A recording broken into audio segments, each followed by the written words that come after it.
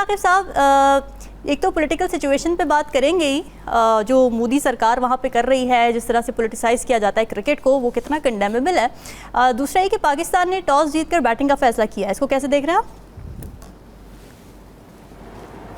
देखिए, मैंने अभी टीम देखी है और उसमें तकरीबन वही टीम है जिसने ओमान के खिलाफ खेला जी। उसमें आपका जो दोनों आपके हैं स्पिनर्स, अबरार भी है उसमें और सुफियान भी है, हारिस रऊफ नहीं है जी।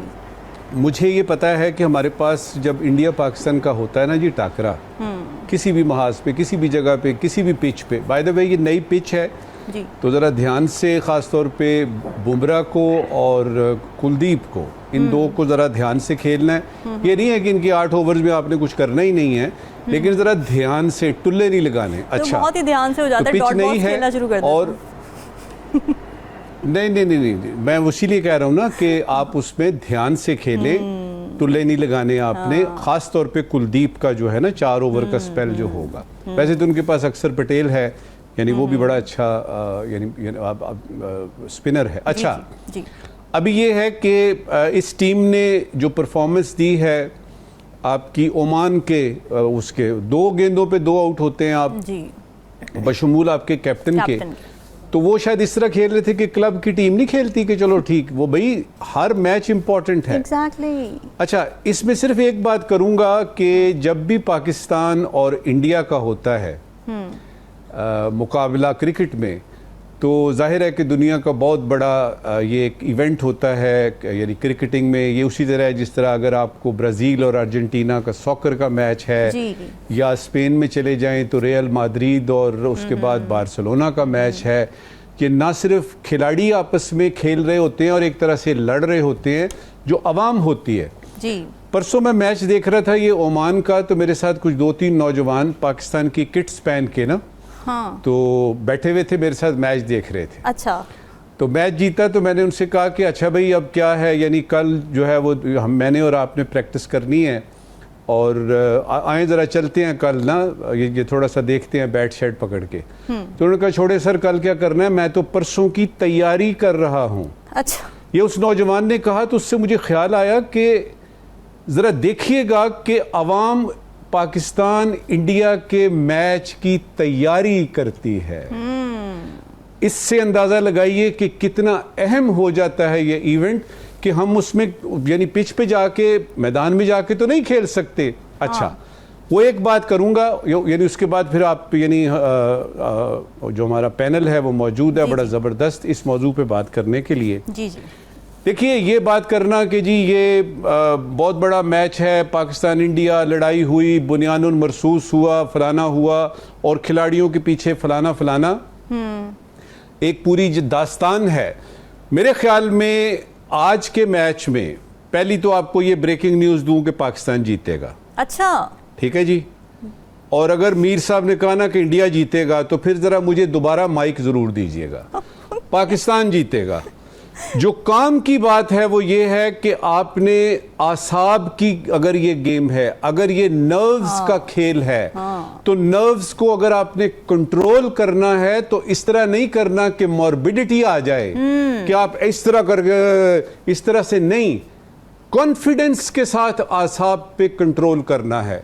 और ये जो हमारे कोचेस हैं ना, वो हमारी बात सुने हम क्या कह रहे हैं कि आपको कोई भी प्लेयर अगर ये कहे ना कि नहीं जी हमें कोई फर्क नहीं पड़ता, हो बिल्कुल इजी लिया हुआ हमने जी, कोई मसला ही नहीं, it is another game, it is not another game, it is a very important game. और ये जो एनकाउंटर है पाकिस्तान इंडिया का, तो आपने नर्व्स पे देखना है, दोनों टीमों में से किसने अपने नर्व्स पे कॉन्फिडेंस के साथ, ये नहीं कि अंदर भूचाल है और ऊपर से आप जाहिर कर रहे हैं। ये वो बॉटम लाइन है जो मेरे नजदीक ऑस्ट्रेलिया और आप ले लीजिए इंग्लैंड को, पाकिस्तान और इंडिया को ले लीजिए, और मुझे ये किसी वजह से हंच कह लीजिए, पेशन गोई कह लीजिए कि आज पाकिस्तान जीतेगा। से ना करें इस तरह से, लाली साहब गेट आउट ना करें प्लीज।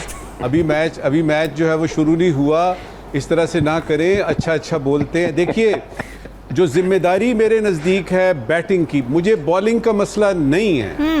मैंने बैटिंग पहले करने का फैसला किया, अब मैंने बैटिंग करनी है। मुझे एक बड़ा स्कोर चाहिए। Yes. मुझे एक बड़ा स्कोर चाहिए और उसमें जो जिम्मेदारी बनती है, मैं साइम पे जिम्मेदारी नहीं दूंगा, मैं फखर जमान से कहूंगा, मैं सलमान अली आगा से कहूंगा। Yes. ये दो प्लेयर हैं जिनको जिम्मेदारी लेनी पड़ेगी। और अगर दो पार्टनरशिप्स, देखिए साहबजादा फरहान अभी आया है और वो यानी देखते हैं कि कैसे परफॉर्म करता है। बहुत बड़ा ये मैच होता है इंडिया पाकिस्तान का।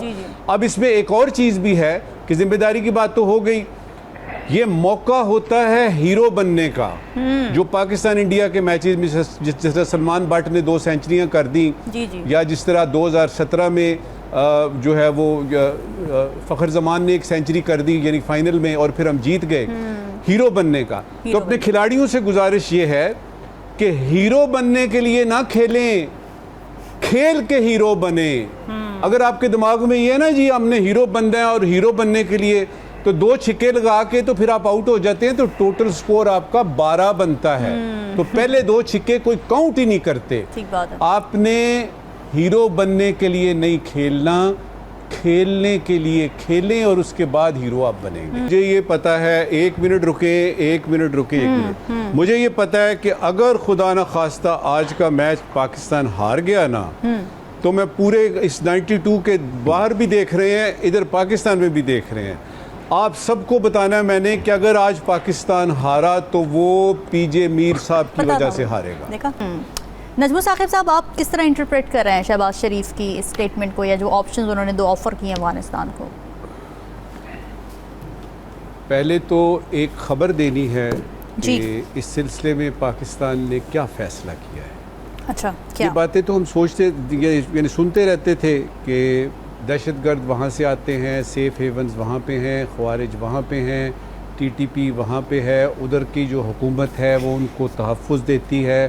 उधर की हुकूमत को यानी काबुल में जो तालिबान हैं उनको अच्छी तरह से पता है कि कौन किस जगह पे छुपा हुआ है, कौन से गार, कौन से पहाड़ में, कौन से घर में ये लोग छुपे रहते हैं। वो जो यानी 100 रोटियाँ बनती हैं तंदूर की, वो कहाँ जा रही हैं, हमें सब पता था। याद रहे कि 1-2 दफ़ा हम उसमें एक्शन भी कर चुके हैं और उसमें उनके लोग जो है वो मारे भी गए हुए हैं।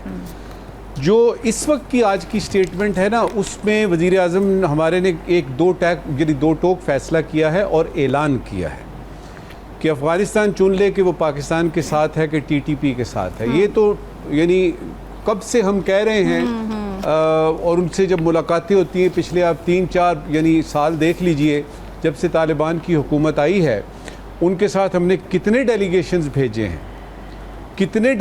भेजे हैं और उसके बाद उनको बताया है कि बाबा ये आपको पता है और आप ये नहीं कर रहे तो ये अच्छा नहीं होगा। उन्होंने ये सुनी अनसुनी की है। और अभी जो एक दलील दी जा रही है ना पाकिस्तान में, देखें जी उधर तो ज़लज़ला आया हुआ है, उधर तो फलाना है और भाई हैं आपके फलाना। तो ये कैसे भाई हैं जो ज़लज़ले का शिकार हैं लेकिन इस तरफ जो है ना वो दहशतगर्दी करवा रहे हैं? तो ये तो कोई बात नहीं बनती। तो जो खबर मैंने देनी थी ना आपको, जो मेरे ख्याल में नई चीज़ होने वाली है जी, कुछ दिनों में यानी कैबिनेट की मीटिंग होने वाली है। अच्छा। शायद कल हो जाए, शायद परसों हो जाए। ठीक है। यानी अभी तो हमारे प्राइम मिनिस्टर साहब जो हैं वो गए हैं दोहा में। वो जब वापस आते हैं तो एक कैबिनेट मीटिंग होने वाली है जिसमें ये फैसला होगा। एक प्लान बनेगा जिसको कहा जा रहा है एंटी मिलिटेंसी प्लान। अच्छा। एंटी मिलिटेंसी प्लान बनेगा। अच्छा, वो बहुत सारे प्लान बनते रहे, यानी माजी में भी बनते रहे, उस पर कभी अमल हुआ कभी नहीं हुआ, लेकिन मुझे किसी वजह से लगता है कि ये जो था ना, ये कर्टन रेजर था कि आप हमारे साथ हैं, पाकिस्तान के साथ हैं, या आप टीटीपी के साथ हैं। ये कर्टन रेजर है। ठीक है। इसके जवाब में चूंकि हमें पता है कि कोई जवाब नहीं आना, हमें अच्छी तरह से पता है, क्योंकि अफ़गानिस्तान में जो तालिबान इस वक्त हाकिम हैं, हुकूमत कर रहे हैं, हाकमियत जता रहे हैं अपनी, उनको अच्छी तरह से पता है कि ISIS यानी खुरासान का क्या मसला है, अल-कायदा की जो छोटी मोटी पॉकेट्स हैं वो क्या कर रही हैं, उनको पता नहीं क्या उसमें से मिलता है। यानी ये तो आपको कोई बताएगा, यानी वो जो अंदर जाके खबर लेता है कि अफ़गानिस्तान को मिल क्या रहा है इससे, क्योंकि अफ़गानिस्तान कहता ही है कि जी पाकिस्तान के साथ हम हैं और हम चाहते हैं कि वो, और फिर चाइना भी बीच में आया, पाकिस्तान और ये जो काबुल की जो हुए मुज़ाकरात वगैरह। अब इस एंटी मिलिटेंसी प्लान की बात यानी अपनी बात ख़त्म करूँगा जी। अगर तो इसमें यह फैसला होता है कि मिलिटेंसी का ख़त्म करने के लिए, दहशतगर्दी ख़त्म करने के लिए अब हम टारगेटेड हमले करेंगे अफ़गानिस्तान में, जहां हमें पता है कि किस जगह पे, तो मैं ज़ाती तौर पे हमारा तज्ज़िया कहता है कि ये कोई मुनासिब बात नहीं हो। अगर तो इस एंटी मिलिटेंसी प्लान में ये है कि अपनी हम सरहदें मजबूत करेंगे और यानी शूट ऑन साइट किस्म की कोई बात होगी, या उसमें वो हिसाब किताब नहीं होंगे कि हम पकड़ेंगे और उसके बाद देखेंगे क्या करना है, तो उधर तक तो ठीक है। लेकिन ये याद रखिएगा कि अगर आपके सर में दर्द हो तो आप अपना बाजू नहीं काटते, आप सर के लिए लेते हैं, कोई लेते हैं। तो अगर आप दहशतगर्दी का मुकाबला कर रहे हैं, अगर आप दहशतगर्दी का मुकाबला कर रहे हैं, तो देख लीजिएगा कि उस दहशतगर्दी के मुकाबला करते करते, उसका कला कमा करते करते, उसको एलिमिनेट करते करते आपका हमसाया जो है वो आपका पक्का दुश्मन ना बन जाए। याद रखिएगा, एक हमारा ईस्टर्न फ्रंट है जिस पे अभी अभी जंग लड़ी है आपने हिंदुस्तान, ये हमारा वेस्टर्न फ्रंट है। उसके बाद एक न्यूट्रल आपका है, आपका ईरान है, यानी उसका भी पता नहीं है, वो हमारा दोस्त है लेकिन पता नहीं है, वो खुद इस वक्त जख्मी है। जी जी। तो आप दो फ्रंट इकट्ठे